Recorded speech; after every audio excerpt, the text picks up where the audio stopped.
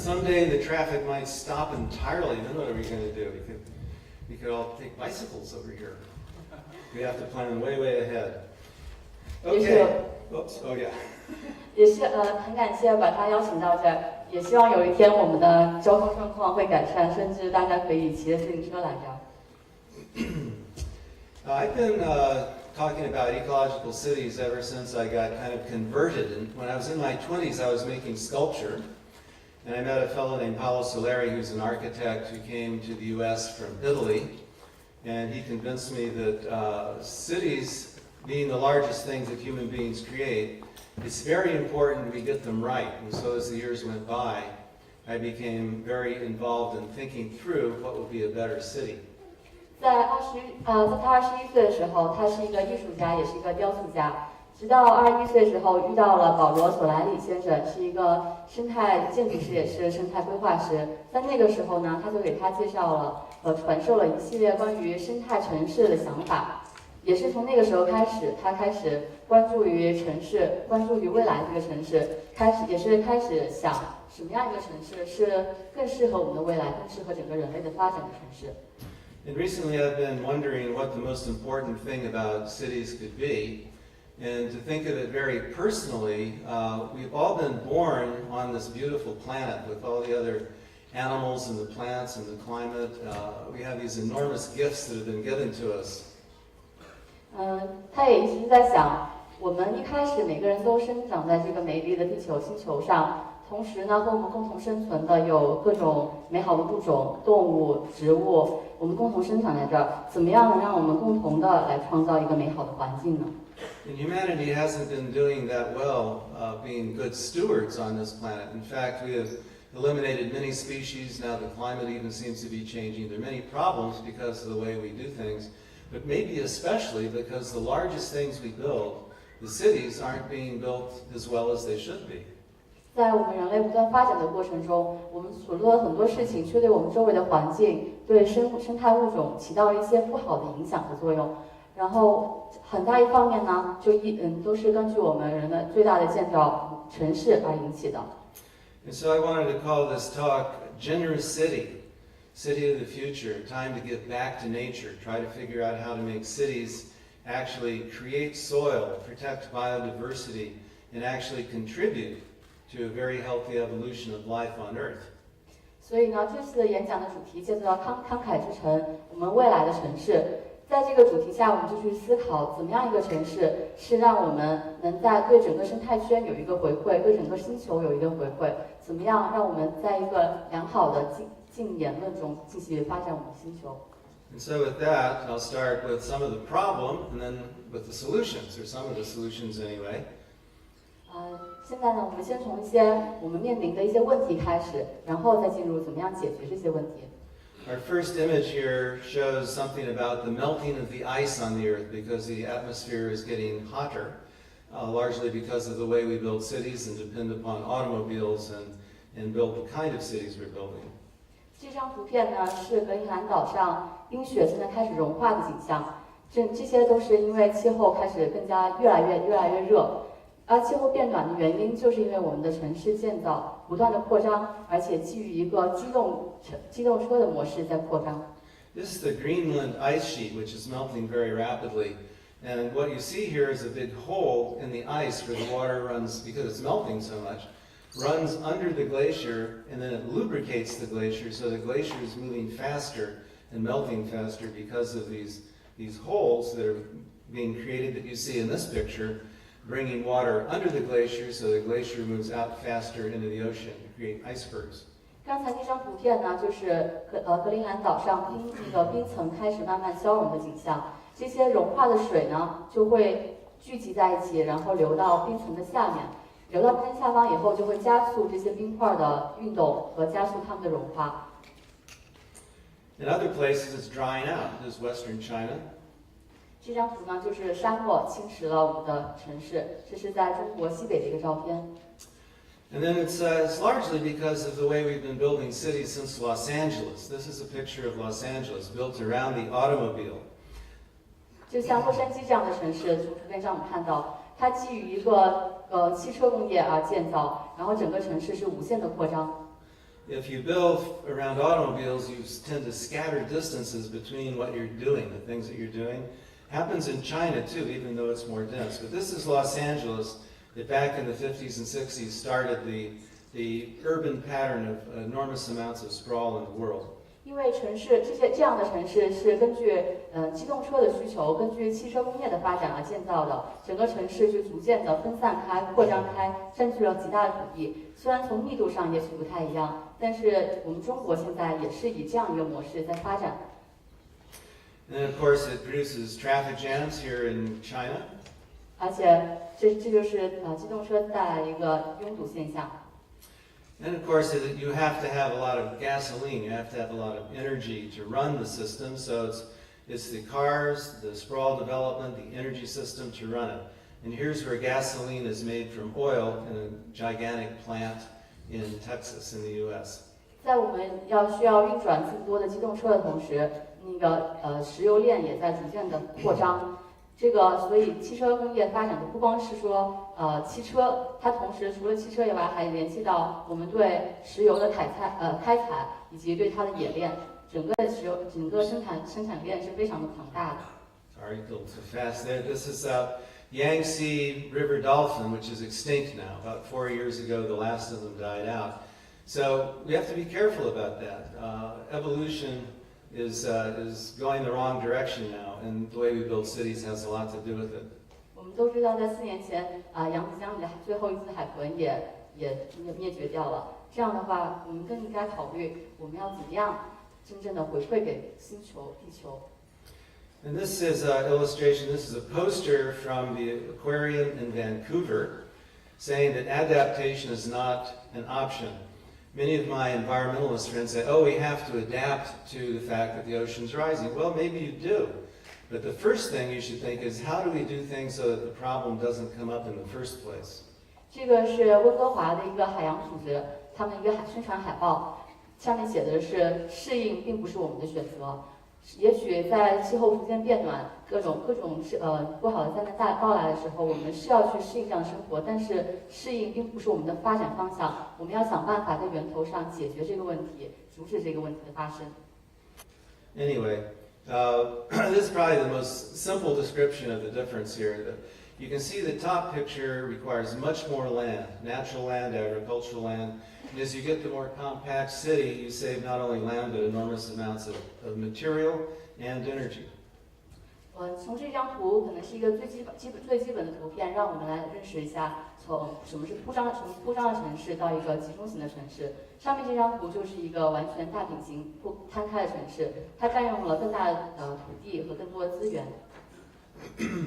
But you could have a profile that looks something like this, with more density and a sharp edge, so that nature and agriculture is preserved. And you don't have people driving in from the suburbs in long-distance commutes. 也许可以那个集中型的城市可以像这样一个景象，我们在城市和自然之间有一个比较明显的界限，这样让我们的农田和自然环境都得到保护。然后在城市内部没有巨型的道路交通去把它给整个格局给破坏。And here's a basic description of the difference. The international style architecture, you might say, of towers and slabs is very abstracted, of course. You can break that up into highly mixed use projects that have much more interesting spaces in them. 像上面一张图就是我们现在可能在推崇的一种现代的当代的建筑模式。但如果我们把这些高层建筑更加的融合在一起，创造一个高度多功效性的一个建筑，也许会对我们的能源各方面都有好处。So here you have something that would be fairly typical in the United States and maybe here in a number of places. Buildings say 12, 15 stories, lots of cars, parking lots, and so on. 像这个图片是我们在美国很典型看到一个城市模式，在这里也许也很常见，就是在这么一个小小的街区内，很大一部分面积都被车给占据。So the basic form looks something like that. 这个除掉这以后，它的建筑模式、这空间模式大概是这样的。But it could look more like that, and now you've turned a street into an interior that's quite quiet, And you also have the opportunity of moving up on the tops of the buildings, in between buildings. 如果我们把刚才那个模式向这个方向转变，中间的宽敞道路变成了一个像是内向型的，人们可以停留的空间。同时，除了地面层到各个不同的屋顶层、不同的高度，都可以让人融入到这个环境中，在建筑环境中。So this becomes a very rich pedestrian area now with all sorts of possibilities. You can see that there can be various marketplaces and fountains and gardens, solar collectors on the rooftop, restaurants, cafes, and so on up high, places that are sheltered from the wind up high where there are the trees and so on. 在这个图片中，我们就可以看到，我们可以把很多的人们可以参与的活动带入这个空间中。可以看到有屋顶的花园，有地面的水池，有一些小的集市，有一个屋顶的绿化都做得非常的好。在这样一个环境中，我们就可以自由的穿梭。This kind of way of viewing it shows you a very essential principle here. And that is, look at the amount of space available for pedestrians when you only have the sidewalks that you're really supposed to walk on. 我们再回到开始这张图片，我们可以看到红色线和那个粉红色标出来的区域，就是在这个模式下人们可以使用的空间和可以活动的区域。Compared to that, so you have much more access on ground level, and if you plan for it, you can use the rooftops and the terraces. 但是和这个比较的话，我们可以看到红色的区域，人们可以参与和活动的面积明显的增加了。如果我们更好的设计它，就会有不同层次的，像蓝色的部分。So another way of looking at it, I grew up in a town where it looked very much like the sort of chaotic automobile place you see on the top of the picture. 5 city blocks can be condensed into much smaller area. Here we have the same volume, but we have a quiet area in the interior. We have all sorts of rooftop uses once again, swimming pools on the roof, and no cars. So all these cars you see can disappear, and people can walk around in this one block, and you can connect with other blocks by way of these bridges you see or on the ground level. 这张图片，是一个他是在墨西哥城长大。然后在他生长上大概是左上方这样一个景象，他把这么5个街区的建筑，集中起来，放在右下角这一个街区中，它们的体量是相同的，但所占据的面积却只有1个街区的大小，相对于那个5个街区的大小。这样我们可以看到，在这个小的单元体中，它包括了屋顶的花园，包括了居住，甚至一些办公，还有一些商铺，甚至影院，人们的所有的活动都可以在这么一个小的街区中解决，而是排除了很多那些机动车所占据的空间，而在这个街区和之外的空间都可以通过桥梁给联系起来。And I want to introduce another term here.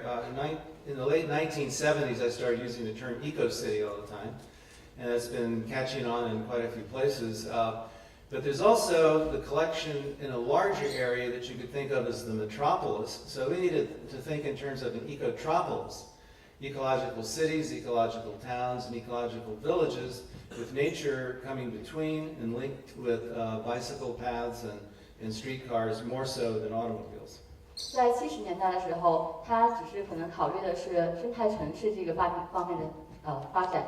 然后随着从70年代到现在，整个城市体也在不断的发展。我们都在讨论的是城市生态圈。然后在这个时候呢，它也考虑的一个问题就是生态城市圈，其中就包括生态城市、生态城镇以及生态乡村这几个不同体量，通过一些环境联系起来。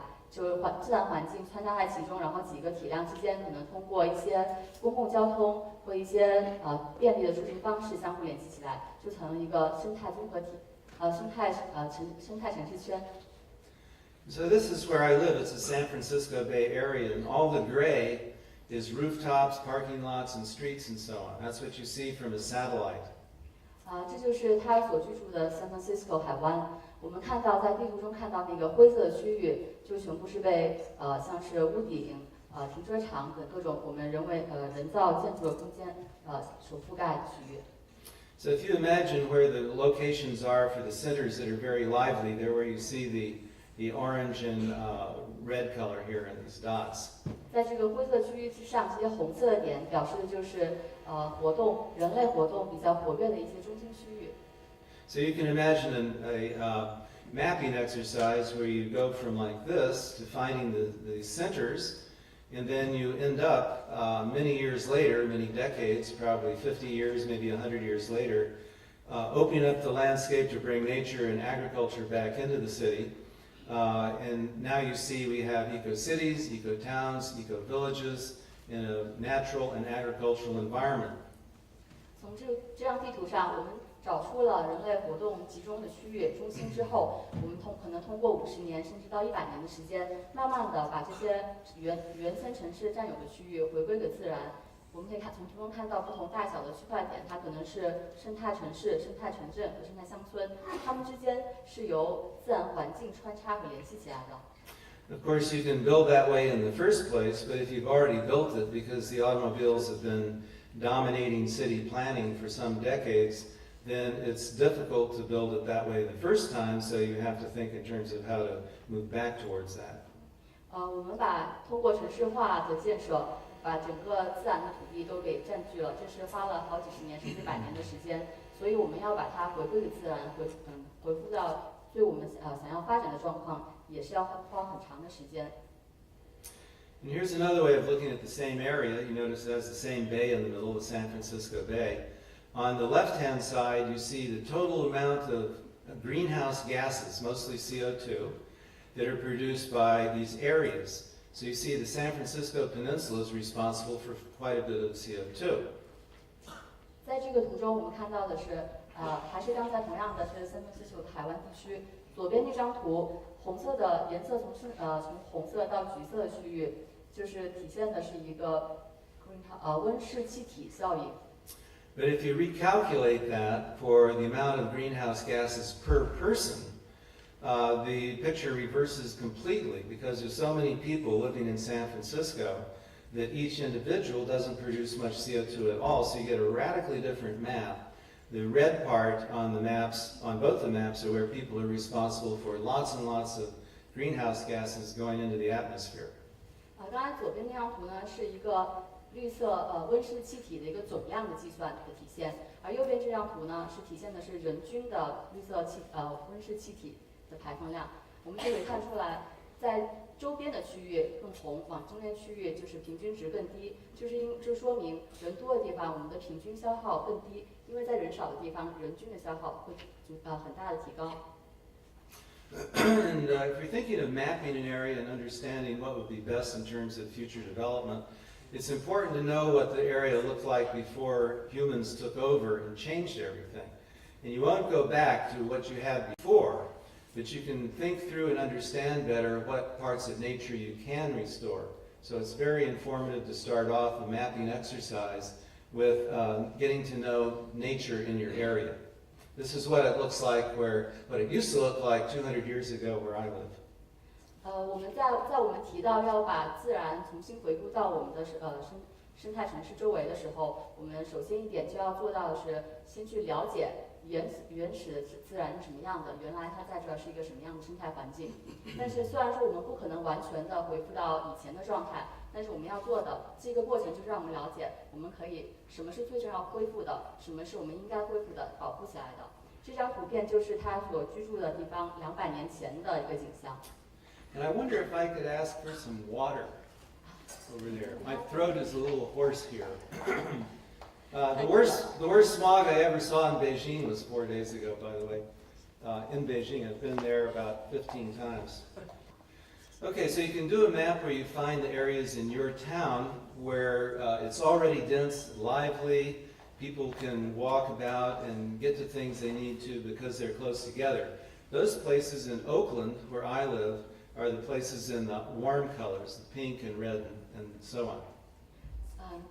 所以我们下一步来做怎么样绘制这个生物地图生命足迹地图，以那个Richard 先生住的奥克兰为例，这些红色的区域就是人们活动比较频繁、比较集中的、功能比较强大的一个区域。In the areas farther from the centers, you would like to bring nature back in again or have gardens, agricultural areas, The creeks can be open, the waterways, and some of the natural animals can come back as well as the plants. 然后在这些红色的人们活动比较活跃的区域之外，绿色的区域就是我们要让生态回归，保持一个生态体系的一个区域。那些虚线就是一个水体的恢复。当我们的水和自然都回归的时候，就会有更多的生物回归。And similar thinking is going on around Manhattan. There's a book that was just published in 2009, I think, called Manhattan, A Natural History of New York City. And here's the way New York City looks from above now. 在2009年的时候，有一本叫《曼哈顿》的书发表，和它有相同的理念，就是对不同的城市绘制一个生物地图，原始生态地图。这本书主要关注的是一个美国的生态历史和如何绘制曼哈顿的生态历史和曼哈顿的一个生态地图绘制。The people who put the book together went all the way back to before Europeans arrived there. It was almost a completely natural landscape. And then they pushed the ideas into the future, which would be much healthier, and they came up with exactly the same thing that I've been suggesting, which looks like that. 这张呢是曼哈顿现状的一个卫星图，然后在白人来到这块土地上之前，它整个生态环境是一个非常优越的地区。于是他们通过对原始生态环境的一个研究，绘制出地图，就把这个城市的发展方向引向这么一个方向。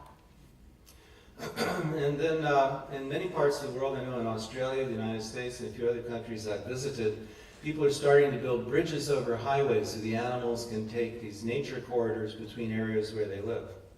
在他拜访的很多国家，包括澳大利亚、美国，他们都开始建造一些让生物迁徙路线可通行的一些桥梁或一些构建。这就是在加利福尼亚的一张照片。This is This is an animal bridge in construction. 这是在生物迁徙桥梁建设过程中的一张照片。So they can walk over the freeway there. 这样的话，整个生物的迁徙可以通过跨越这个高速公路。So in our organization, we've managed to do a few projects where we de-pave, where we take away the asphalt and concrete. And this is just one example. 为了恢复这个生命足迹，他们也做了一些小的项目和实验性的东西。这个是其中一个，把那个原有的混凝土地给敲掉，来恢复一个生态的走廊。So we call this de-paving, and this is the same place, just a few spots, but opening up the landscape and kind of symbolic, but they can actually grow real food there in this particular place. 他们把这个活动叫做移除硬地，这是其中一个项目的照片，把那个硬地移除以后，恢复了一个小花园。This is the view from the top of that low-income housing project, and the San Francisco Bay is at the very top of the picture, and the garden is below. 在这个是它的一个俯瞰的照片，这个小花园中开始种植各种植物蔬菜，在远处的就是那个 San Francisco 海湾。And then on a larger scale, we've opened up creeks in a few places, small waterways in cities. 同样的一个项目中，他们还做了很多尝试，像这个就是把那个原的硬地给挖出来，恢复这个水渠。2 years later, this is the same location. 2年后，这个恢复过程中就形成这样一个景象。And immediately, the natural animals and insects come back.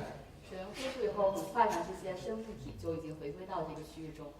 Everybody chuckles when I show this picture. Do you guys eat a lot of these or what? I mean, in Louisiana, they taste really good. I don't know. Do you eat them here? 大家好像突然就看到照片兴奋起来了，是大家都很喜欢吃这个。Do you? Anyway, they taste good. So, and of course, nature coming back in the city, then the kids can learn about nature right there. 当这些自然的生命体还有这个自然环境回归到城市中心的时候，小朋友们就有一个很好的学习场所。And a large application of that idea, this is in Seoul, Korea, where they had this great big highway, and they decided they wanted to bring back a larger waterway and do it like that. 同样的一个想法，但是一个更大的项目，就是在首尔实施的一个，把那个清溪川恢复到，把这个原有的高速公路移除，恢复了一个清溪川。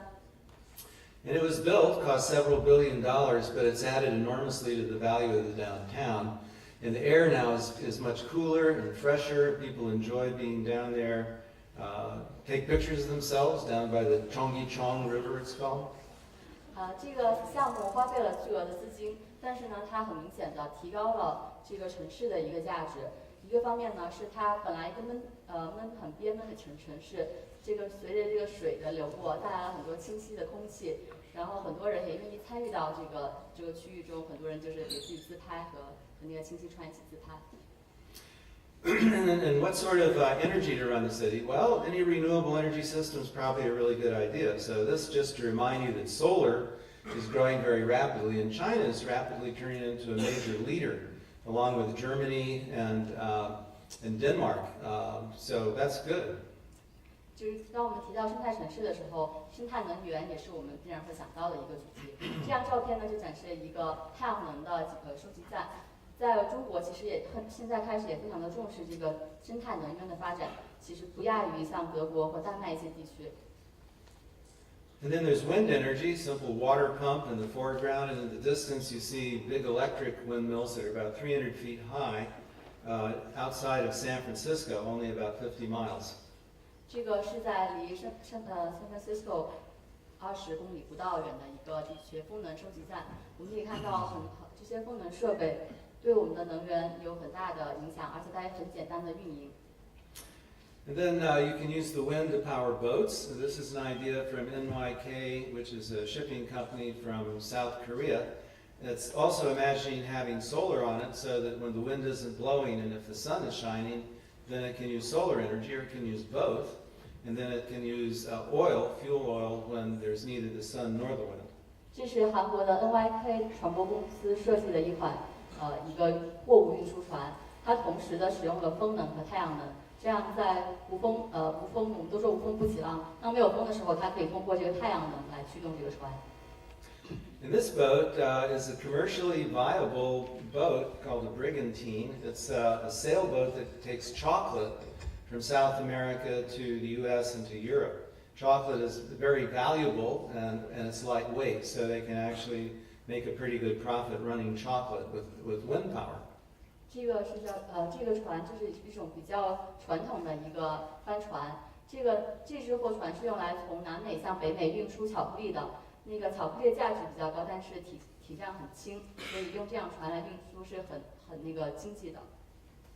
And here's using wind in a different way. Breezes, you probably know this. This enormous artificial cloud that's floating over your city hall here, next door anyway, which saves enormous amounts of energy because it helps cool the whole set of structures underneath because of creating shade. 这个图片大家都应该很熟悉，这应该是世界上最大的人造屋顶，它就像一个人造林一样，在这个建筑物上空，它通过来给下面的屋顶遮阴而减少了很大的能耗。And here's some of the work of Ken Yang, an architect from Kuala Lumpur, and he puts trees and plants, bushes, and so on into buildings to help cool and refresh the air, and also creates what he calls sky courts, which are cavities in the building that create shade so that it helps cool the buildings in a hot climate. 这个是吉隆坡设计师杨金文的一个绿色建筑，它在向阳面采用了一些绿化措施。这些绿化措施一方面是让风进入建筑体中的时候能够起到降温的作用，另一个方面呢，它对整个建筑物有一个遮阳的效果。同时，它在不同的高度创造了不同的一个绿化核心、绿化空间，让人们能够参与到其中。And here's shade structures. Also keeps the rain off these streets, whole streets at a time in Singapore. 这个也是在新加坡一条商业街道上，这整个的像伞一样的构建，把整个屋顶不仅让它遮雨，同时也可以遮阴。And then a simple thing that's been done for hundreds and hundreds of years. You can simply spread cloth over various kinds of pedestrian areas. 这个可能只是用一个布料来遮阳，是几百年前就已经有的一个方法，就让我们的一个人行环境更加凉爽。And here you see that idea today in Istanbul, Turkey. 像现今的话，我们有很多这样的遮阳措施，这是在伊斯坦布尔。And another eco-city feature, you can go between parts of your city by bridges. And Venice, Italy is linked by bridges, a little bit of boat traffic, but by bridges mainly, and it's a pedestrian city. 另外一个很重要的生态城市的元素，想到的是一个桥梁，一个联系不同空间的桥梁。这个是在威尼斯那张照片，我们可以看到很多时候是靠那个桥梁来把不同的区块联系起来。The set of buildings we're in right now are rather like that. They're like a great bridge through the air. 现在可能有更多的、更美好的，就是在把桥梁引到整个空中。Here is in Barcelona, Spain. 这是在西班牙的巴塞罗那。And here in San Francisco, at the 3rd and 4th story level, 16 blocks are held together by bridges. 这个是在旧金山市的中心，一个2到4层的建筑，然后通过个桥梁联系起来。It's called the Embarcadero Center. Here's one of the bridges from above. 这是一个 Barcelona 的中心，也是一个联系不同空间的桥梁。And these are the 16 blocks. You can see even on the 3rd and 4th level, there's 3 large parks up there above ground level, and it's all linked together by bridges and escalators to get to the ground level, elevators and so on. 在这个红线框出来的16个街区的区域内，大部分的建筑都有通过桥梁联系。我们也可以看到，其中有3个大的花园，这些都是屋顶的花园。How this works. This is all medium density housing, high density housing, the commercial in this area down here. Heavy commercial, so it's very, very mixed use. 在这张图中，我们看到刚才最上方的那些是中密度的一些建筑，然后中间一些白色的块儿是一些高密度住宅，下方这个蓝色区域内的是一个商务区。And here in New York City, there's an abandoned rail line that was up about 4 stories in the air. It's called the High Line, and it's been turned into a very popular promenade, a place where people walk between the buildings and across town in the fresh air up pretty high. 这个是是纽约的 High Line 公园，这个整个空间架层在4层高的地方，曾经是一个轨道。So new buildings are being created and built around the High Line. 在这里，新的建筑已经在这个基础上给建成，跨越到整个桥梁。And this, I don't know if this is going to get built or not, but I hope it does. It's one of the plans, and it's being promoted as the Garden Bridge in London. 这个项目，他不知道最终是否能建成，但他很希望能。这是在伦敦的一个叫做花园桥梁的项目。These bridges, of course, are all pedestrian bridges, and here you have one in Beijing. It's called, what's it called? Linked hybrid, I think. 刚才那个巨型的桥梁是一个人形的桥梁，然后这张相片呢是在北京的一个建筑。And this is in Ronda, Spain. 这个也是在西班牙。So new and old works well. And my favorite bridge maybe is this one in Bhutan, the capital city in Bhutan. And this is what it looks like on the inside. It's a wonderful place. The breezes blow through and the prayer flags are moving. 前几张照片我们看到新的建筑或老建筑都有这个桥梁这个元素。这张是在不丹他最喜欢的一座桥，这是室内的景象。通过桥的时候看到不同的彩旗，随着那个风飘扬。And here in San Francisco, we have a very large rooftop garden that's being built, almost like a little forest. And this is where the trains come in from various directions all at once. So it's a train station and a new building. And that's about 2 blocks of forest that's being constructed right now in downtown San Francisco. 是在旧金山市市中心的一个交通枢纽中心，是一个客运站，一个轨道交通和汽车交通的结合点。我们可以看到，在那个群房的上部有一片种植了很多高大的树。现在大家种植成功以后，它会成为一片很大的人造树林。这个项目呢正在建设中。And this is a friend of mine, an architect from Adelaide, Australia, on the roof of his 4-story apartment house that he's created, and that's a community garden of native plants. Downtown Adelaide, Australia is in the background. 这张图片是在澳大利亚，图中的是一位建筑设计师，也是一个规划师，叫做保罗·道顿，也是他的合作伙伴。这个是他设计的一个屋顶花园，在这个花园中种植了很多当地特有的一些植被。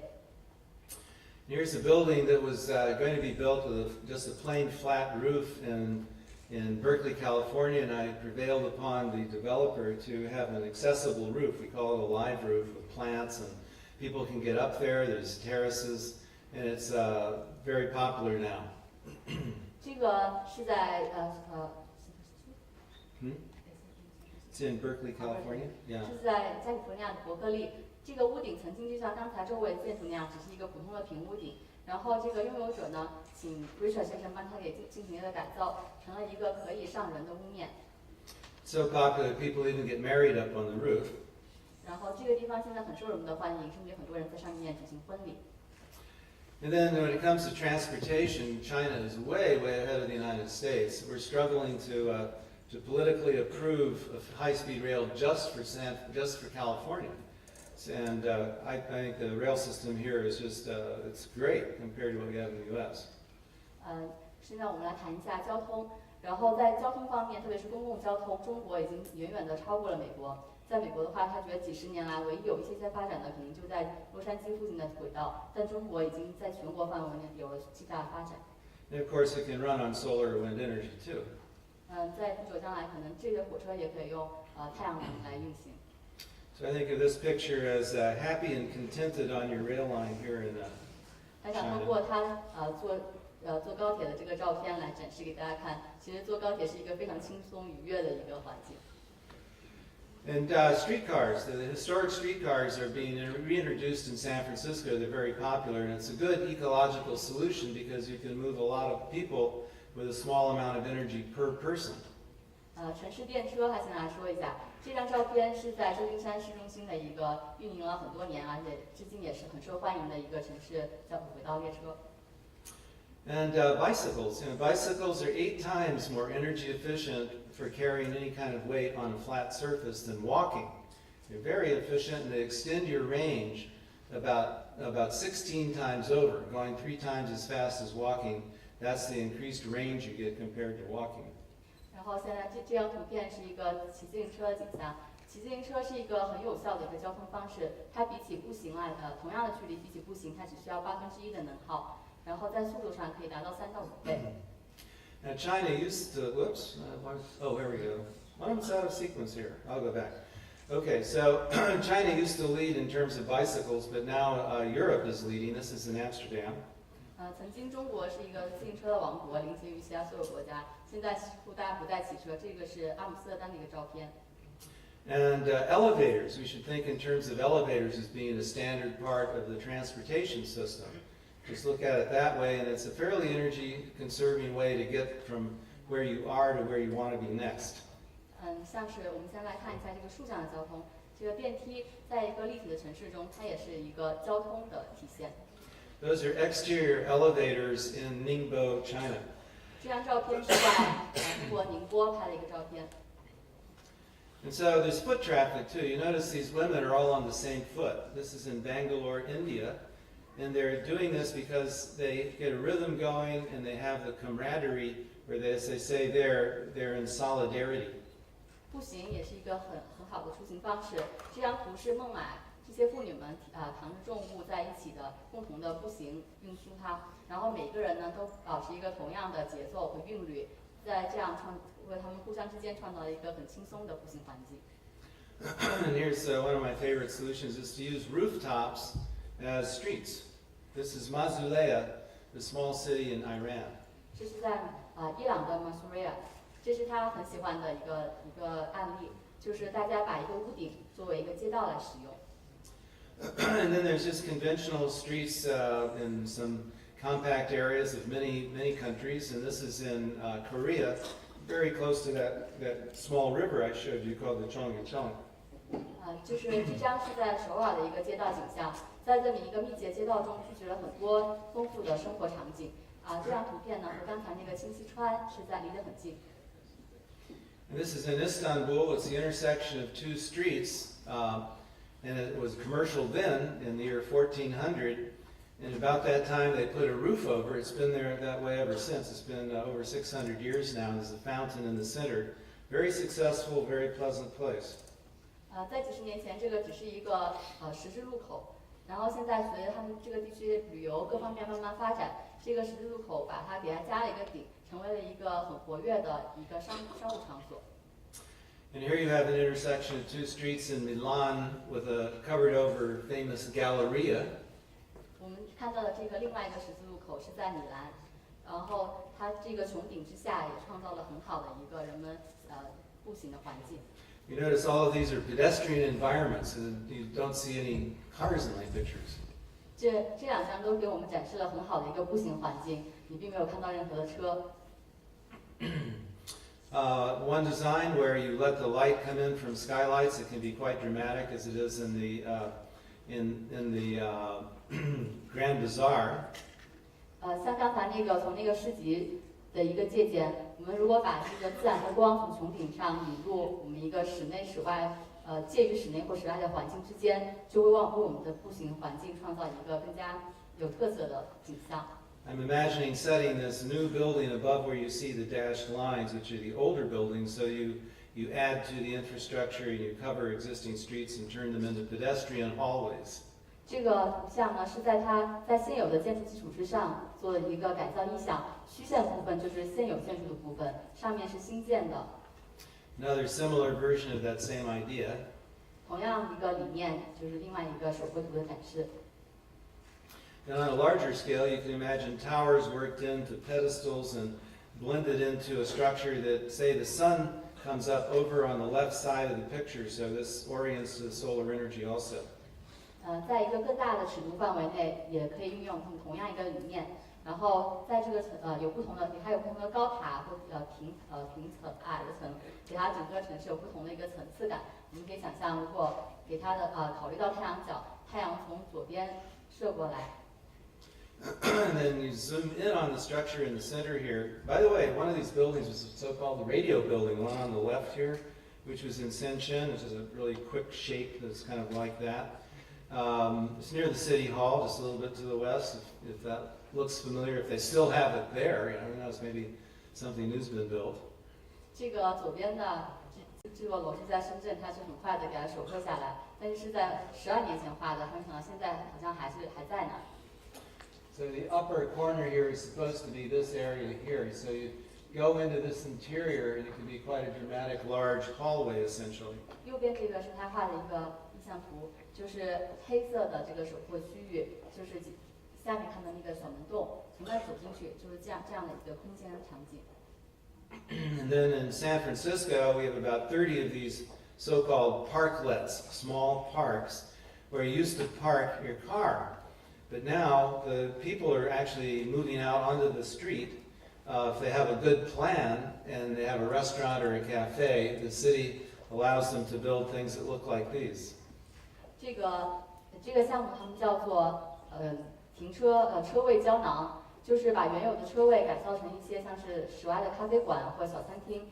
只要这些在周边道路旁边经营餐馆和咖啡厅的业主有这么一个想法，可以向市政府申请来建设。So here we see pedestrian facilities taking over from the automobile. 我们可以看到我们的人的活动范围赢得一定的胜利，占据了原来的停车空间。And this is in Montreal, same idea. 这是在蒙特利尔同样的一个理念。And what about a better house? This house has rooftop planting, native plants up there. It collects the water in a rainwater harvesting tank. It has permeable paving to let the water return to the ground table. It has an efficient car. It has recycling. Is this a really good idea? 就是这样。现在图像展示一个像是绿色建筑，是不是这样一个绿色建筑就是一个绿色城市发展的方向呢？像这个建筑，它有绿色的屋顶，可以降温，它有一个水的收集系统，地面的铺设是可渗透性的，然后整个建筑有很好的循环功能。然后汽车用的也是低耗高能效的一个车，是不是这样就是一个绿色城市的发展方向呢？ And so you imagine that 3 people live there, but this is where I live, and about 40 people live in my little apartment house in Oakland, California. 刚才那样一个建筑中住了3个人，像这样一个建筑，像这个公寓，他住的一个公寓，就可以容纳40个人。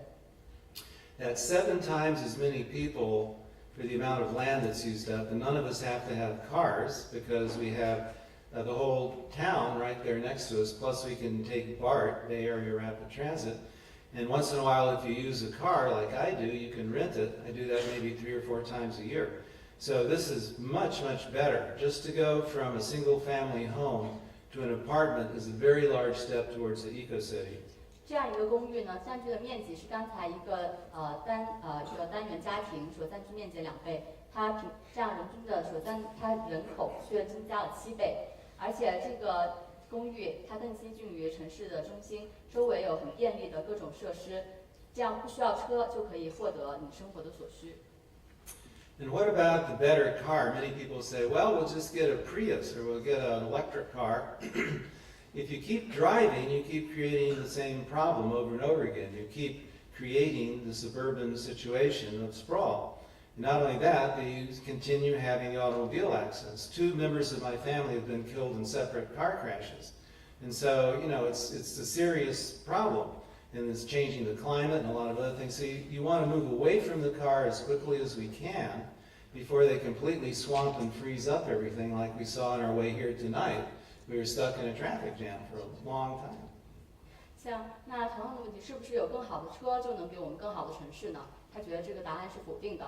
当我们有更好的车的时候，就不会再去考虑它带来的问题，而是再以这样同样的模式来发展我们的城市，发展我们的扩张。我们这样的话，它除了车本身的能耗，其实会带来其他更大的能耗，这样并不能达到一个节能和绿色的一个效果。就像是今天我们大多数人可能都被堵在路上，很久才能到达这个地方，这就是车带来一个很大的负面影响。So, but there's a future for the automobile industry nonetheless. I don't see why we can't continue keeping full employment with the automobile industry. They can move towards the very small vehicles that mix well. They go a little slower than cars would go, but they could mix with bicycles in downtown areas fairly well. Very small ones, and then you can have streetcars. So. And larger vehicles, which some automobile companies make anyway. They make engines for buses and trains and so on. At least they do in the United States, I know. So you bifurcate. The car on the left goes with that kind of city, and the streetcar and the little cart on the right goes with the eco-city. 是不是说那汽车产业就不能再发展了呢？但其实答案不是这样的。我们也知道很多公司也发展小型的车辆和一些大型的，像包括铁路、火车和大型的公共交通汽车。我们可以把这个分成2个方向来发展。一方面呢是发展这些小型的、适合人的尺度的这么样一个小型的交通车，还有一个就是大尺度的公共的交通汽车。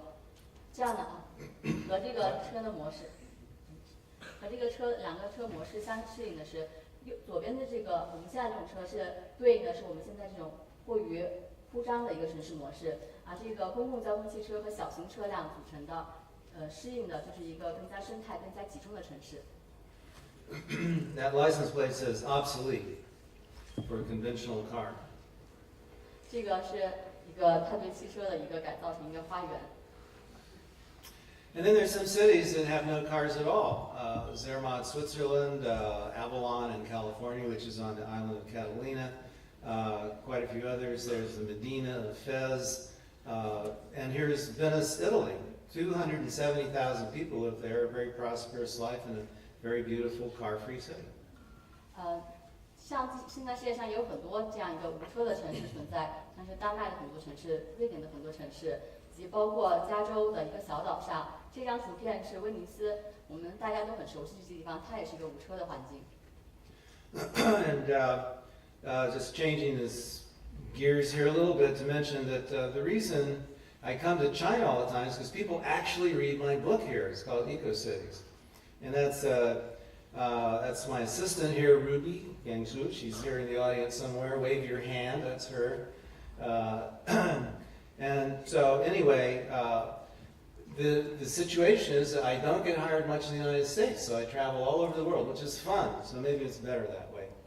这个是打断一下，还是要介绍一下他为什么会最近现在开始频繁的在中国推广这样的一个生态城市的意识，就是因为很多在中国的规划师、设计师开始在读他的书，这就是他的作品，是这个这位女士是瑞莎先生的助理。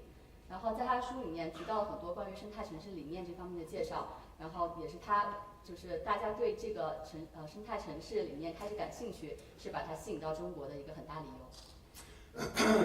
Now we're switching to the whole cities, not just pieces of the city, which I've been showing, and vehicles in the city and so on, but the whole city. Now, when I met Paolo Soleri, the architect, who was making models that look like this, that's a whole city.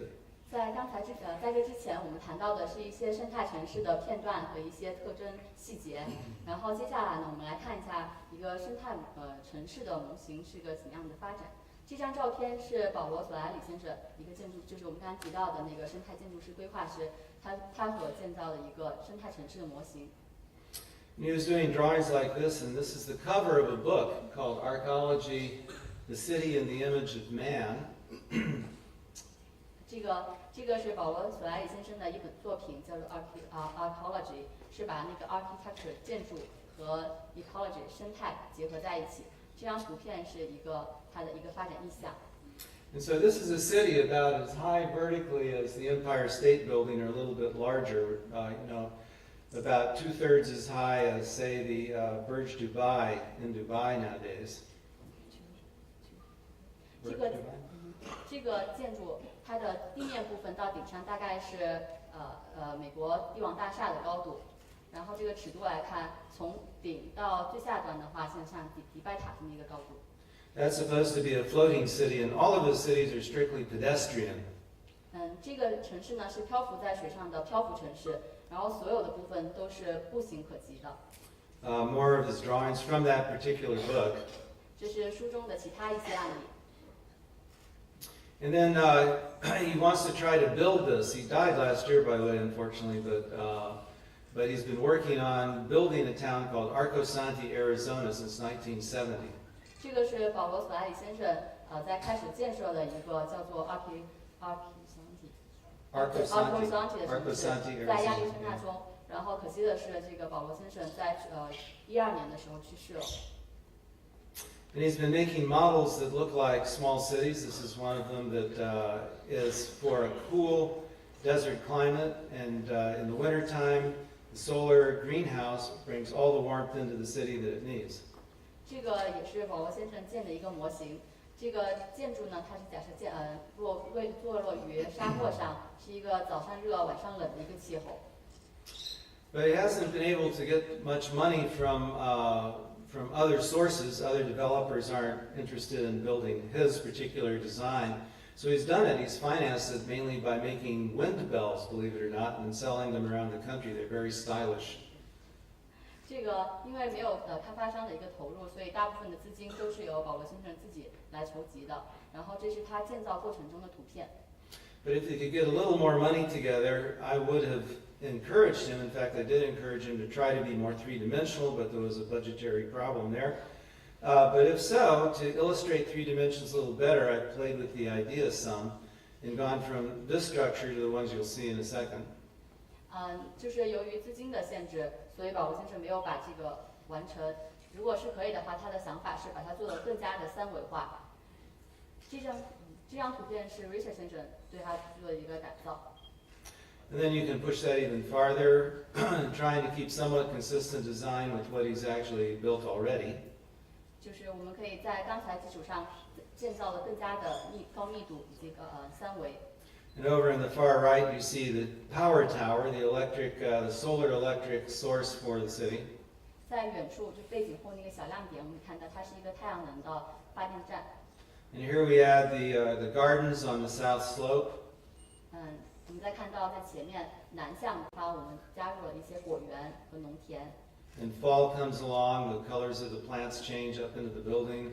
在秋天来到的时候，我们也看到那些植被的颜色就发生了变化。In winter there might look something like this. 到冬天的时候，雪景会给我们带来不同的一个体验。Okay, and so, many designs in the single structure city that Paolo was talking about can be imagined, but you can have many other ways of building eco-cities that aren't quite so unified. 刚才那个保罗先生的方向是一种模式，然后同样我们有不同的形态来表现一个生态城市，这就是其中的一种。This is imagined to be in a very hot climate where the trade winds blow from the right side of the picture to the left into the city, and the trees and the bushes over the buildings create a lot of shade to cool down low. And I notice here in Shenzhen that there are a lot of very cool areas where the buildings are fairly close together and lots of trees. It's a sort of unusual city that way. 在这样一个图片中呢，我们假设它是在一个非常炎热的地区，这样开口的方向，风从右边吹来，可以穿过整个城市。屋顶有很多的灌木和不同的植被，就对整个城市起到一个遮阳的作用。我们也注意到，在深圳就是在有很多的绿化，都是给我们的整个环境起到一个降温、遮阳的作用。And so one design might look something like this. The condominiums, the apartments people have, we're imagining here that they're about 2 stories high. Your back door looks out over the landscape, over nature or agriculture. Your front door, you just walk in like you would in an apartment, but inside is the cultural space, and up on the roof you have swimming pools, big skylights, restaurants, cafes, and some gardens of various sorts, even with trees. 这个是一个山形城，山形小镇。我们假设它的周围环境融于一体，然后每个人的后门都是对着我们的农田和自然环境，前门就是这些里面的空洞的区域，就是有一个我们的文化场所。同样的，屋顶上面大家聚集的场所，像是花园、游泳池。Here you expanded that to a larger structure, maybe 15 times as many people in this case, and the connectors you see, the bridges are for foot and bicycle. 这样是一个更大规模的一个生态城市雏形，比起刚才那个可能有15倍人口。然后同样呢，我们看到其中有很多桥梁，可以是作为自行车道或人行道，把不同部位联系在一起。This is for Northern California, so I was thinking of the kind of economics that we have there, which include vineyards, orchards, forest products, and IT, and hopefully an eco-city university or a college. 这个方案是基于加利福尼亚而设想的，所以呢，周围有很多加入了当地的特色，就像是果树，还有那个葡萄藤，然后很多的农田包围在左右。But something like this could be built anywhere, the right sun angles, the right climate, and so on. And I'd like to see this in China, because I think that the people here are more receptive than they are in the United States, where I come from. 这样一个模式呢，可以在任何地方建设，像是中国，只要我们把它找对了它的太阳角度，还有植被的种类，而且呢，在中国还觉得也许更容易实现，因为我们更加愿意去接受一些新的想法。And so some things are getting to look a little similar to that. I'm not sure if this is going to be built, but it's Tianfu, is that what it's called? Tianfu Ecological City Project near Chengdu. 这个项目是在中国的成都，名字叫做天府生态城。然后这是一个设计意向，他不知道这个会不会真的建成。The architect Adrian Smith wouldn't tell me if it was actually going to be built or not. I asked a few days ago. 这个是一个芝加哥的设计团队，一个主要的设计师是 Smith。他在3年前拜访他们的时候，他们对此还做一个保密工作，还不能说他到底是会盖还是不会。And this is what it looked like down on the ground. 这就是内部的一个景象。And Ken Yang, another one of Ken Yang's creations here. You notice weaving up into the structure is the continuous growth from the landscaping going right up all the way to the top of the building. 这也是杨新文建筑师的一个作品。我们可以看到它的所有植被从地面慢慢的延伸，甚至包裹着延伸攀爬上整个建筑到了顶层。In this particular idea, you can inset into a city something that's quite a large structure like this, with the shade structures like the big shade structures here in Shenzhen at the City Hall, and with bringing nature into the city and with enough space that light gets down into the interior areas, so it's quite dramatic lighting on the inside. 像这样一个我们像是一个城市体的一部分，也可以把它考虑植入到一个城市中来。然后它可能像屋顶那样，有像我们的市政中心那样的大屋顶来遮阳，来引导风的方向。同样呢，也有自然光可以穿透到不同的塔底。And on a much smaller scale, you could copy the way rainforests work. They have an understory, which is like the ground floor. They have a canopy where most of the animals live, actually, including the birds. And you can imagine levels in the city that are above ground level that are quite active. And then the emergence in a rainforest are rather like the towers that can rise from this integrated city you see on the right, a small town, of course, in this case. 在一些小尺度的城市的时候，我们可以把它再模拟一个生态一个雨林，热带雨林来建造。在低层的一个像是树冠之下的部分，就相当于我们城市的一层底层地面层。在这个地方呢，生命活动是没有那么活跃的。在树冠的部分是动物最多聚集，包括鸟类，还有各种的攀爬的动物，就是可以假设是我们被抬高于地面之上的一个人们活动活跃的区域。然后某一些有趁着自然优势而生长出来高出其他树的一些树冠，就可以像是一些塔楼树立在这个城市之上。And here's a project called City 7 Project in Changwon, South Korea that integrates many different things simultaneously. Very highly mixed use, all sorts of shops, a movie theater in there, bridges interlinking, rooftop gardens, a sculpture garden on the rooftop, hotel, conference center, housing. It's almost like a little city. 这个项目是在韩国的叫做7号城市这么一个项目，在这个项目中就可以看到它融合了很多生态城市的一些元素，包括屋顶的绿化花园，它还有一些雕塑公园。然后群房这部分包括了各种不同种类的商店，还有一些像是药房、影院，还有看到我们其中有很多的桥梁，把这个建筑体的不同部分给联系起来。其中呢，除了这些群房部分，它还包括了酒店、住宅和那个办公。You imagine replacing the automobiles with rails and pedestrian and bicycles and so on, and adding some solar passive and shifting some of the, see in the background there's a lot of scattered industry, but bringing the industry together to consolidate agricultural land, and you have basically a real eco-town. 如果我们把这个项目再进一步的改进，就把前面的宽广的道路、车行道路改成一个更适于人行的环境，然后加入了一个轨道交通、公共的轨道交通。然后远处呢，除了这些我们城市的发展关系，还加入了一些我们需要给城市供给的，像是农业。这样呢，这整个模型就更像是一个靠近一个生态城市。Is looking down into one of those atriums in the evening. 这个就是刚才从屋顶花园看下去的一个景象。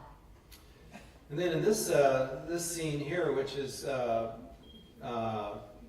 in Vancouver, Canada, the building on the left was built right onto the road, and the road then became a small pedestrian interior. And you have the bridges between the structures, you have preservation of the building on the north, escalators and highly mixed use with restaurants and all sorts of offices in one complex with housing nearby. 在这个是在温哥华的一个项目，我们可以看到右边的这个石砌的房屋是原有的，原本它的前面是条宽广的道路，然后在道路之上它新建了一些建筑，并用一个大的屋顶把这两部分新旧建筑给联系起来，原有的道路就变成了一个很适宜人行的一个室内环境。在这个环境中，包括了有办公的饭店，还有各种其他的商业活动。And here you see many eco-city elements together. The bridges again over water in this case. The dance troupe is working out. There are cafes and restaurants. The whole thing is pedestrian. This is in the travel section of New York Times a couple years ago. 这是在《纽约时报》刊登的一个照片。我们也看到，我们在这再次看到一个联系空间的桥梁。这次是跨越于河面之上。在这个环境中，有人在喝着咖啡，有人在跳舞，有人在聚集聊天穿行。这是一个很好的一个人行环境。That's in the capital city of the country of Slovenia. 这是苏维尼亚的一个首都。And here, what about the weather? This enormous wave must be hitting a lighthouse or a gigantic rock or something, but climate is changing now, and we're getting storms like Katrina. 刚才是一个海啸把整个灯塔给吞噬的景象，然后这个是飓风 Katrina 飓风来的时候。2,000 people were drowned in the United States. What's going on? This is going on by itself. I didn't do it. It's 他 not 们 my 有 fault. 碰那个不知道为什么一跳，然后这个Katrina飓风来的时候，有2000多的生命给丧失了2000多的生命。So anyway, enormous devastation there largely because of the kind of cities we build, because we're producing so much CO2 that the climate is changing. Of course, you could have had a hurricane like that anyway, but they're getting more severe, and the chances of them getting much worse are increasing. 这就是一个飓风过后的一个悲惨的景象。这些各种灾难的造成，都是我们一个像是人类和城市过度发展的一个结果，像是诸如温室效应。So there are a few solutions here, two very major solutions all at once. We've had the solution for 4,500 years. 面对这些灾难，我们其实有很多解决方法，甚至是很原始的方法。这个其中一个就是在4000年前人们就已经能够运用的一个知识。They solved this one back in the Mesopotamian Valley in the Sumerian civilization simply by raising their cities up about 20 feet. So when the floods would come, the water would go around the city and no one would get hurt. 在我们最原始时期，大家都会依水而居，以获得更丰富的资源。然后在这样的地区呢，就很容易受到一个洪水的侵害。为了避开这样的灾难，当时的人们就把整个城市集中的建设，然后抬高于水平面之上。And a few days later, they go back to their farming, and life would go on. 当洪水来的时候，城市不会受到侵害，它走了之后，我们又可以恢复到自然的耕作。And then schematically, what you might do in New Orleans, since I visited there after Katrina, 就是在科菲纳台风飓风来的时候，新奥尔良是一个受灾很严重的区域。它对这个区域的一个改造有个这样的设想，就是依据刚才那个城市。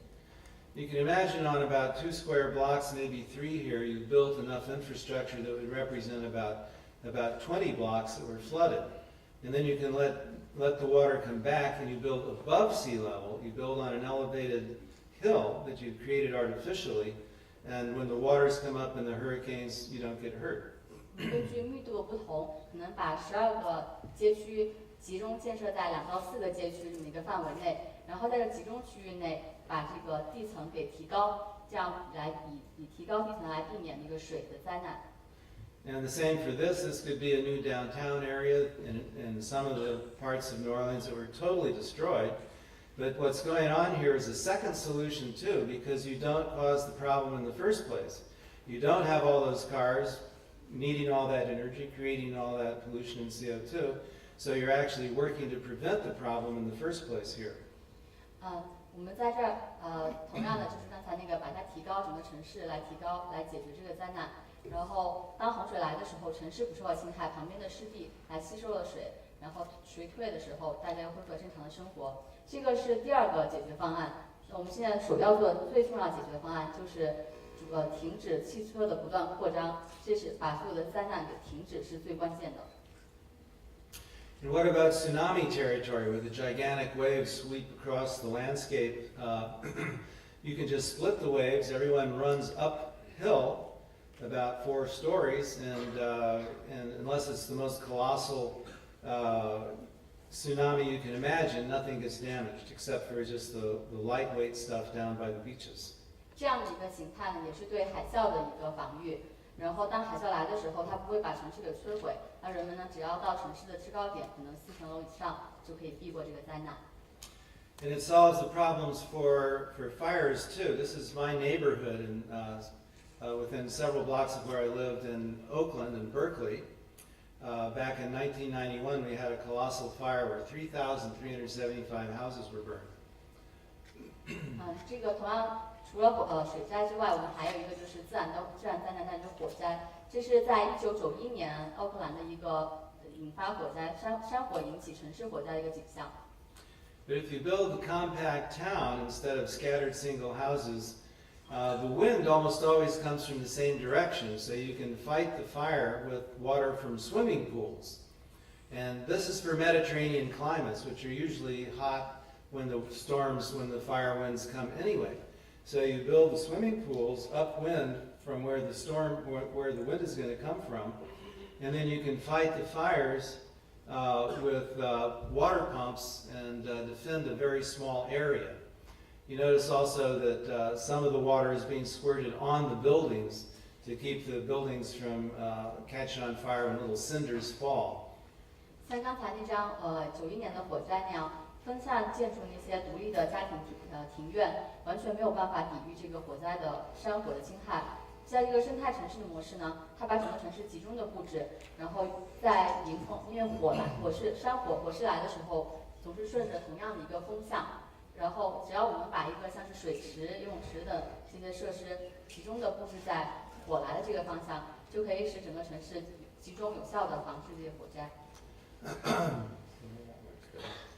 One of the ideas I'd like to introduce is what I call either the keyhole plaza or the view plaza. And the idea here is that on the edges of cities or towns or villages, if it's a small village, it can be most of the project, but you have a plaza where the people gather and you celebrate the view by having the cultural product, in other words, the architecture, framing nature.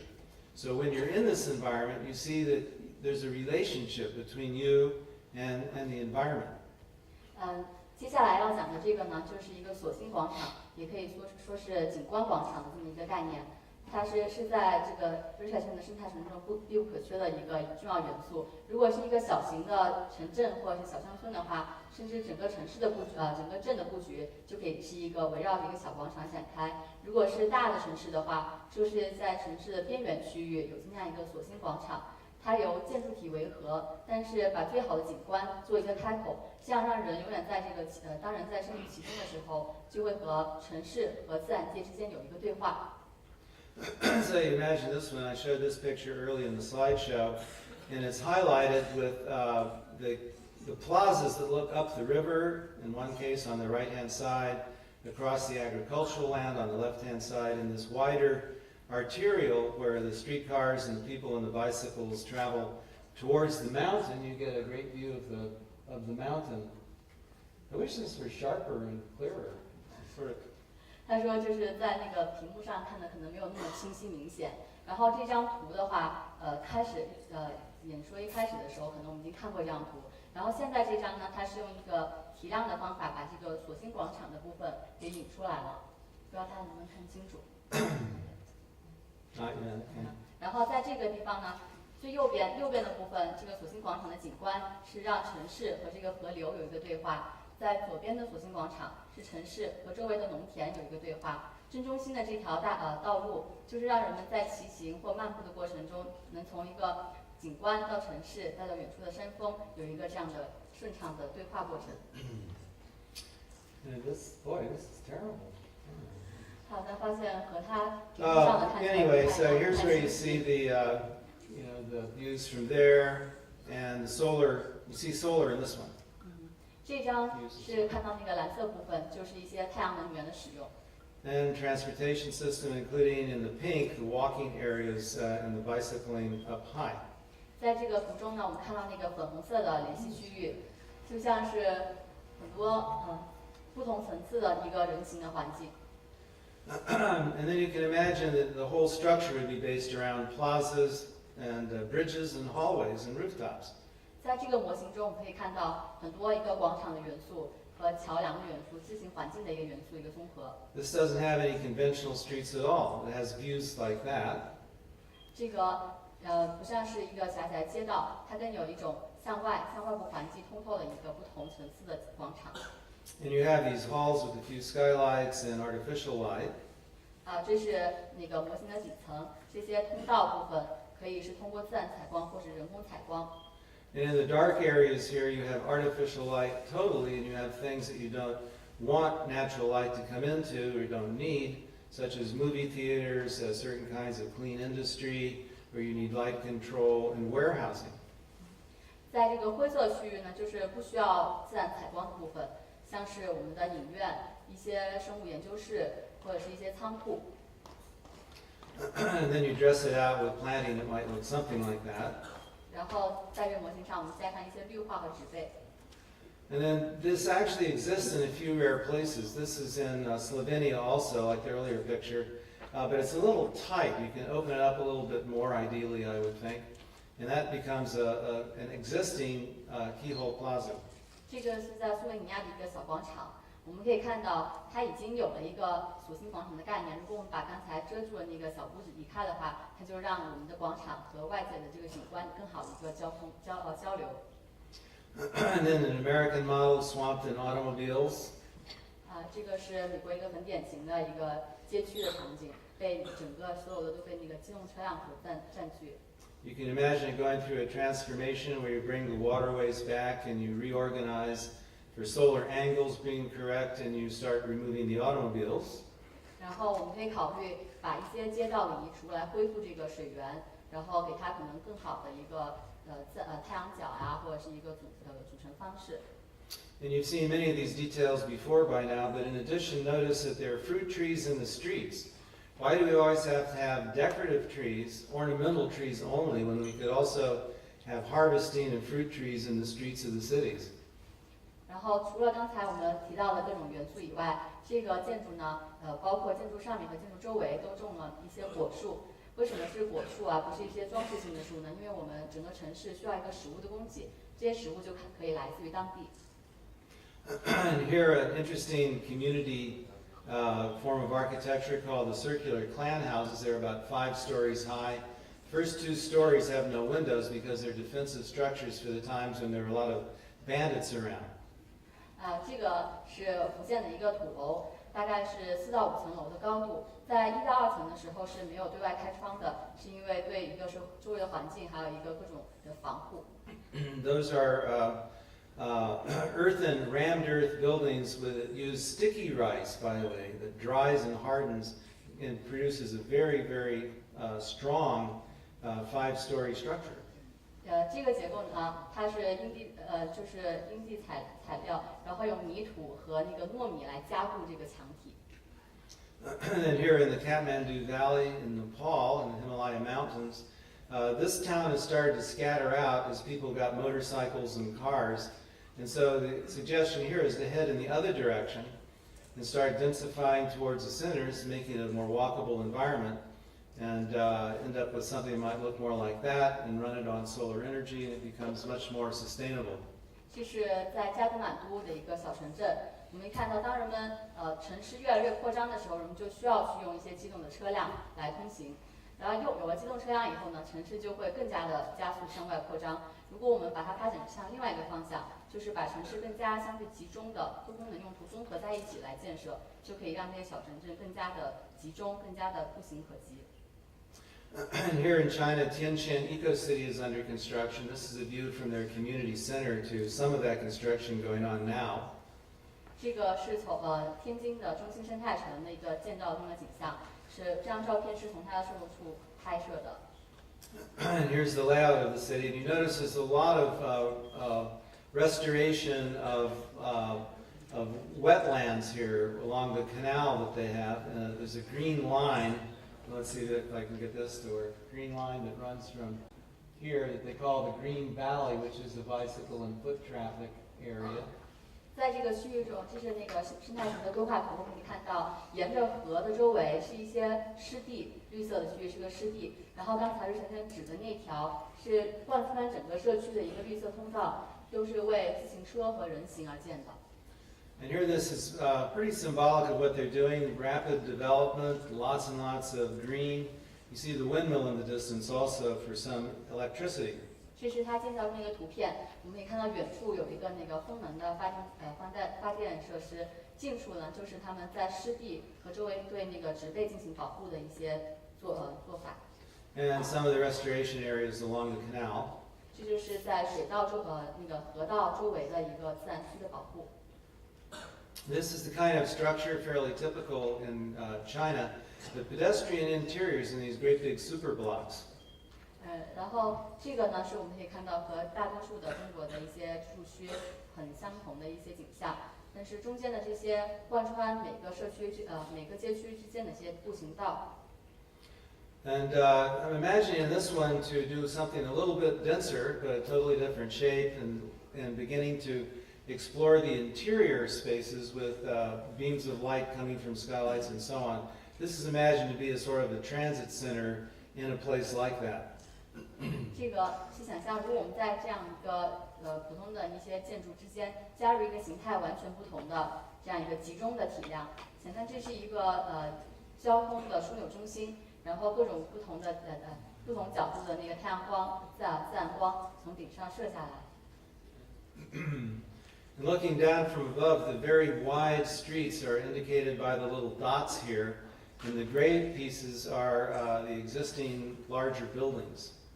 这张图中呢，虚线部分就是这个小区现有的道路，是一个非常宽的机动车道；灰色的部分就是正在建设的这些居住建筑。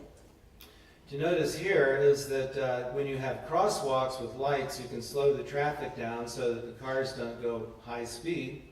And if you change the street going one side at a time, you make the street weave back and forth, and that helps slow the traffic down and make it a more pleasant pedestrian environment.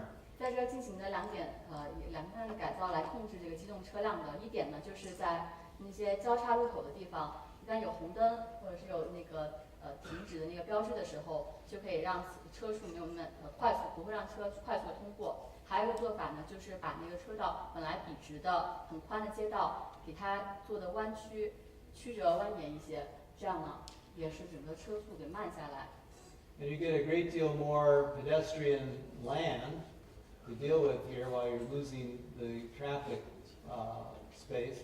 And these areas, if you build these new things in blue, new buildings may be smaller than the others, but defining space, then you're beginning to create these little sheltered areas that become little tiny plazas throughout the structure in more intimate spaces.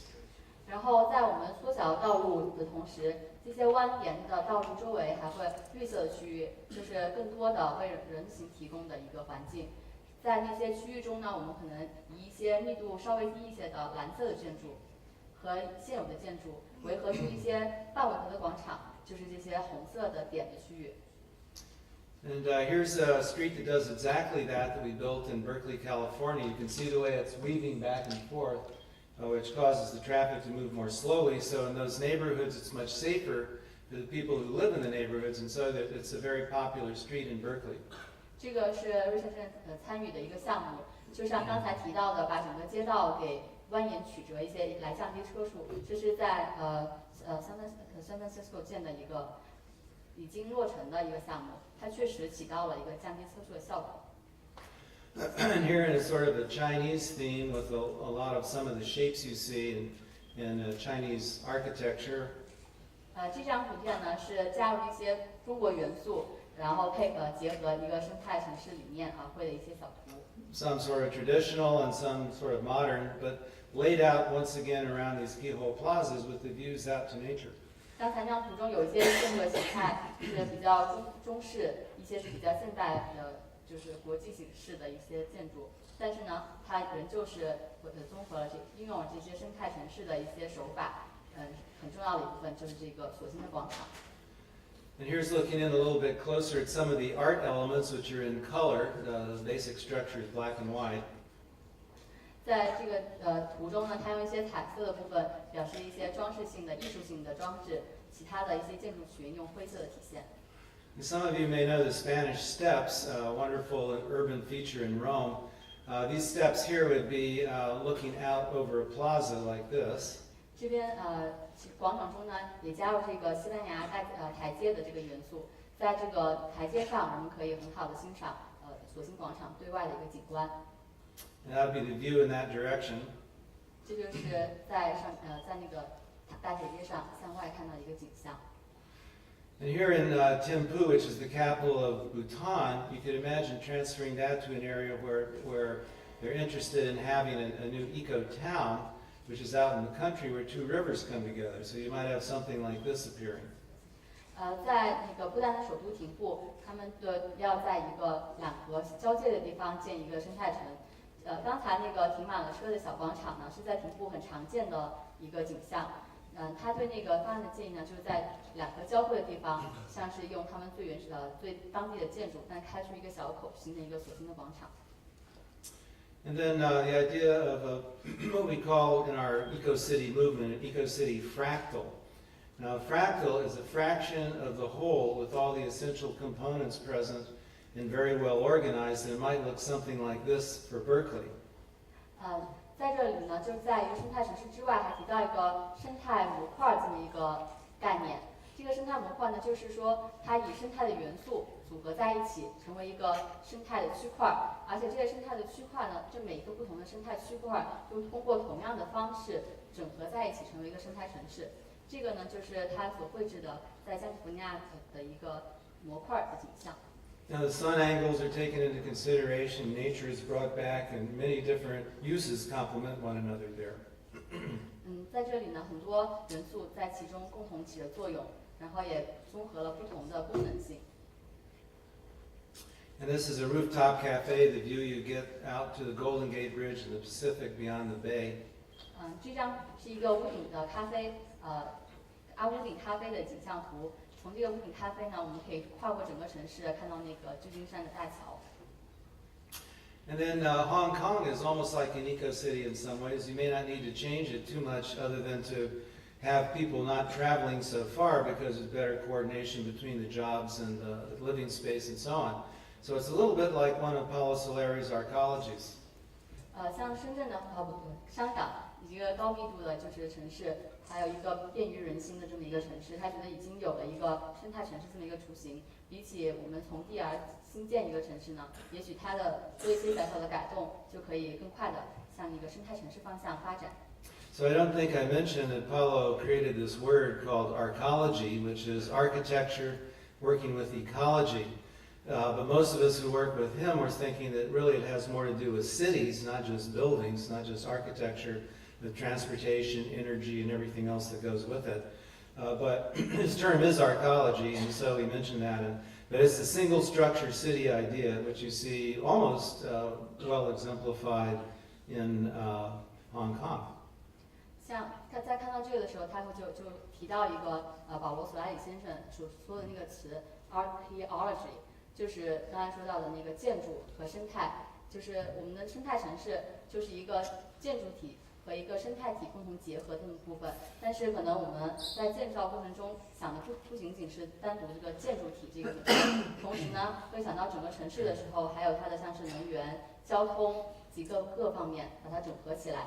如果我们在以香港为雏形，把更多的生态元素、环境元素引入其中的话，它就是可以成为一个生态城市的范本。And here, my organization is called Eco City Builders, and we have this set of standards we've been working on with people from around the world for some time here. And the standards, some of them are very standard standards. Health measures like air quality, water quality, soil, food accessibility. And we rate from one side of the chart to the other cities according to how well they're doing. So that is well understood. And then most of these ratings figure in social culture features, such as, what's the capacity for participation? How's the economy doing? Is it good education? Things like that. A lot of the well-being has to do with, longevity, birth rates, and how healthy the children are, educational levels, and so on. But what's different is we have something called access by proximity. So if you build the right thing in the wrong place, you're not going to get points. Like say you have a good green building, but it has to have a gigantic parking lot because there's no public access and there's nothing very close. So if access by proximity isn't very good, then a green building might not be considered green anymore because you have to have a car to get there. So access by proximity determines a lot to do with design. It's a design guidance in these, I'm getting too long. Sorry. 刚才提到的就是他们现在正在致力研究和绘制的就是一个生态城市的这么一个评价标准的这么一个方案。虽然它没有最终的定下来，但是呢，就是很多包括吕先生在内的一个专家团队正在制定这么一个生态城市标准。然后他们大概划分出的几个区域，就包括是一个城市设计特征、生物环境特征，还有经济发展特征，还有一个就是社会文化特征。就是我们看到的，首先刚才想和大家说，就是包括第一个呢，就是一个可亲近度，就是建筑的亲近度。我们首先要把一个像是以绿色建筑来说，你要放在一个合适的地块，放在一个合适的区域。它才能成为一个完整的绿色建筑。如果在一个遥远区，大家需要很多机动交通到那儿，然后周围都是被一个停车场各种东西给包合起来的场所，它即便它是再好的绿色建筑，它在这个环境中它并不绿色。And the other area that's important and different about our standards and some of the standards you get is what we call ecological imperatives. By imperative, you mean it has to happen that way. You don't have any choices about it. If it doesn't happen that way, there's a really serious problem. And so that includes biodiversity, when you build something, do you damage nature? And you'd be very severe about that. You can have a green building, but if it covers a creek, it's no longer green in our estimation because it destroys the creek. And that's basically a different sort of emphasis than you get from most of the existing standards. 还有一个方面呢，就是一个生态的完整性，像是我们包括生态完整性，就包括了物种的丰富，还有自然的承载力，以及自然的自然的亲近度完整性。如果我们在建设一个生态城市的时候，没有办法保证物种的一个保护，没有办法是在一个自然的所能承受的范围内建设的话，这样的城市也不能算是一个生态的城市。And so, to get back to the theme that I started with, the generous city, city of the future, when I was a teenager, or not a teenager, when I was in my 6, 7, 8, 9 years old, I dreamed of space travel. That was really big in the 50s. 那从刚才那个规范，我们再回到就是生态城市这个主旨上来看，就是为什么我们要一个生态城市？它是一个什么样的方向呢？在他是16、17、18、19岁的时候，他想象的是一种人们都应该去做一个太空的旅行。So this was futurism. I thought this was exciting, and so did a lot of little boys in those days. But and the adults were building cars that looked like rocket ships, with fins on them like that. 在当时的话，他非常热衷于各样就是太空旅行，这是他当时收集的很多的照片，就包括在当时人们的对汽车的一个设计都是向太空船的方向发展。But within less than 15 years, we actually were walking on the moon. So this is a dream that actually came true. It's a long time ago, but it actually played out. That the fantasy world, the dream ideas, the things that seem scientific and futuristic came about. 在他开始做梦的15年之后，人们真的登上了月球。然后在这个时期，虽然是离现在已经很久之前了，在那个时期，人们就已经拥有了各种的技术支持和一些研究方面的成果，可以让人完成一个太空旅行。So I'm saying that somehow we have to bring this attitude down to earth in the kind of cities we build, and we have to think about things like this. Is this actually the city of the future? This, of course, is Shanghai, the new Shanghai Tower, the Jingmao Tower, and the Trade Center buildings there. 我们应该把那个到太空上的一种幻想和热情回归到我们地球上来，想想在这个地球上，我们应该建造一个怎么样的城市，是适宜人居住、适宜我们发展的。So is Shanghai the city of the future that we should emulate? 这同样也是上海的一个照片。What about Ecotopia? A friend of mine wrote a book called Ecotopia that was popular in the United States back in the 70s, and it hasn't been done. But this is an image of a healthy natural environment around San Francisco. 同样呢，还提到一个生态大都市这么一个概念，在当时有很多人想，这是他一个朋友的一个作品的封面，在远处就是三藩市，前面呢就是想象它被各种美好自然环境所包围。So maybe that's futuristic in a very different way. 也许就是我们的未来是和现在很不同的一个方向。And if we're going to have a generous city, you might look to some existing cities that are pretty good, that have a rather good ecological footprint. They don't do too much damage per person. And one of the best cities in that regard is Vancouver, Canada, which you see here. 当我们想要建设一个生态城市的时候，可能会想要找一些示范性的有示范作用的一些城市。像这个呢，就是温哥华，然后它就是一个保留了很强的生态足迹的一个城市。We can get lessons from places like that. 我们可以在很多方面对它进行一个采纳和学习。And we can get lessons about places we don't want to go. This is Lagos, Nigeria. 我们也可以从这些我们不想变成的一个城市中学习一些经验。这是尼日利亚首都。We need to create the generous city that gives back to nature, but we also have to share with one another such that we don't have conditions like this into the future. 我们要和大家分享我们未来城市往这个发展，也要同时跟大家分享和相互的提醒，我们不想要发展成什么样的城市。And so it's back to thinking, well, how can we bring the space age down to Earth? This is just a fun vision of that. It's not practical, but 这不是一个可行的方向，它只是做一个好玩，然后表达一种理念，就怎么样把我们对飞到月球那种热情，来把这种技术和热情各方面的想法回归到落实到我们的地球上。And so the open hands are kind of a symbol of generosity, of giving of ourselves. And the balancing of some kind of ecological city and nature, I think, is the destiny that we have to strive for if we want to have a healthy future. 所以我们伸开双手，两边握的一个是我们的城市，一边是生态的环境。为了我们未来的城市、未来的生态，为了人类未来的发展，我们要怎么样来获得一个发展方向？就要在我们的城市和生态之间保持一个平衡。And one last little thing to think about, there was a movie that came out in 1956 called When Worlds Collide. And the movie starts out with an astronomer looking through his telescope and he says, if I read this right, we're all doomed because the Earth was going to be hit by another planet. 这个是我们现在在思考一个问题，就是地球会不会毁灭？这是在很多60年代很风行的一部电影，就是当地球毁灭的时候。但是电影也许并不是一个虚假的场景，真的有一天我们的地球是有可能被毁灭的。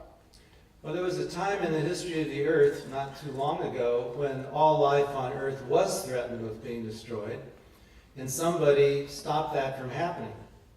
就在离我们不很久的时期，这个地球就有可能会被毁灭，然后有一个人把我们人类和所有的生物拯救出来。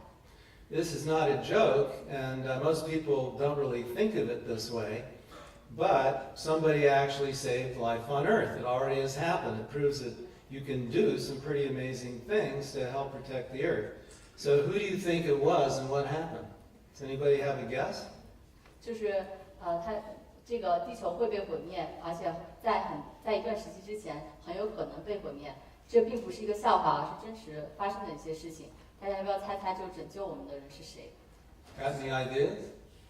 有没有人有？ What? Himself. You? Yay! We got someone to save the Earth here. Excellent. Actually, it was this guy. 拯救我们的是这个人。 Look familiar? No, 有 didn't 没有 look 人 familiar. 认识他？ Didn't look familiar to me either, but I was a fundraiser for climate change problems, and somebody said, "Oh, do you want to meet Mario Molina? He has a Nobel Prize." I said, "Oh, that's nice." You know, so this guy is sitting next to me at the table, and I said, "What did you get your Nobel Prize in?" Mario Molina. Mario Molina， 他就曾经坐在这个人的旁边一个桌，然后其中一个人过来说：“你想不想认识 Mario Molina？” 然后他就说他是什么人，然后那人就介绍给他听，他是那个诺贝尔和平奖的获得者。Really nice guy. That's exactly what he looks like too. 他说他是个人很好的人，然后像他长相一样很祥和。And so he said, "Well, he's a Mexican fellow," and he said, "Well, I'm an atmospheric scientist. In 1972, I noticed with a couple of my colleagues that the CFCs were disintegrating in the high atmosphere. He was studying aerosols, they're called, chemicals that float up into the atmosphere. And he said they break down into chlorine, and chlorine attacks the ozone layer. And I wondered what's with that." 他就是最早开始研究气候变暖的一个学家之一。然后他发现了，就是因为这个温室效应，我们的臭氧层受到破坏，然后破坏以后，这些紫外线对人类的可能皮肤癌之类的一个侵害。And he said, "Well, you know, how much of this stuff is being made? The CFCs, these chemicals that they use in refrigerants, and you spray your underarms and things like that, and spray paint. Graffiti people love the stuff. How much of this is being produced? And it's an amazing, millions of pounds of this produced every year." And he started to get concerned about it. 就是这个弗利昂，他们主要是在这个方面做了一个研究，就是通过对这些的研究和一个解决问题的方法，就是成了一个拯救我们地球的人。He and his colleagues realized that this could be a really bad disaster, and right about at the same time, people started to notice that this ozone hole was beginning to open up over the Antarctic. It was getting bigger and bigger. It was a great big mystery, but he had to get the science right. 就是在这个时期，他让很多人意识到，这个我们的那个大气层在遭到破坏，然后这个破坏对我们人类有怎样严重的侵害。他在不断的研究这个事情，也不断的把这个事情推广到世界各地。And he settled into about 7 years of research and discovered the problem was real and started getting politically active, and it ended up in a treaty called the Montreal Protocol to stop producing CFCs, and they did. And if he had not done that, we would all have severe cancer. Even the animals and the plankton in the ocean would be irradiated, and life on Earth would be radically altered, and there'd be an enormous cascading death throughout the entire planet. And this guy, just another concerned person who got it together, actually really saved our lives, which is something to contemplate when you're thinking about doing something really difficult, like building ecologically healthy cities. 就是他们通过了7年的研究，以证实了这么样一个大气层的破坏、臭氧层的破坏。在之后呢，就通过很长时间，通过政治手段，还有一些宣传手段、社会活动，来让大家引起各界的注意，然后就在这个氟氧上进行了控制，然后就是他们的这一系列的努力，使我们从一些皮肤癌啊，像这些就是过度的对地球过度加热，使得气候上升这个问题上得到了一个缓解和缓和，就是他就是通过这样来拯救了我们的生命。So he generously gave back, and maybe now it's our turn. And a big part of doing that would be reshaping our cities so that they become extremely healthy. 现在他拯救了我们，现在轮到我们大家来共同努力，来通过一个建造生态的城市，重塑城市的一个形态，来拯救我们的地球。So that's it for my slideshow, and now we can have discussion in any way that you'd like. Would you like to officiate, or should I just call on people? 他说就是今天的那个讲座就到这儿。